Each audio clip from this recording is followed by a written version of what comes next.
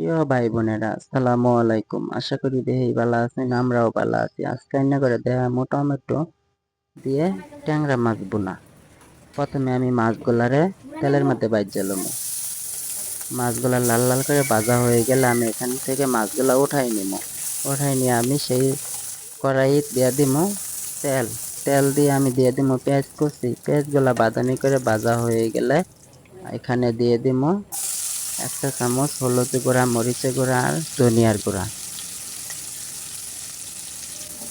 তারপর দিয়ে দিব স্বাদ মতো লবণ।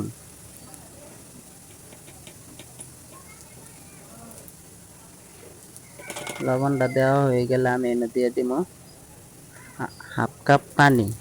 পানিটা দিয়ে ভালো করে মশলাটারে কষাই লই আমি। তারপরে ঢাকনা দিয়ে দিব।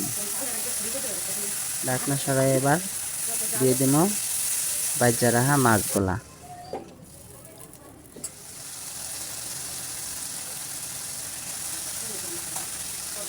মাছগুলা দিয়ে আমি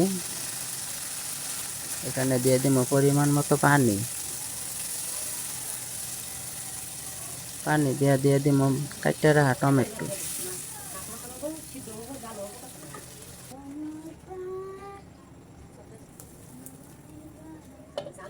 এবার 10 মিনিট জাল করে নিয়ে আমি এনে দিয়ে দিব কাইটা রাখা কাঁচামরিচ।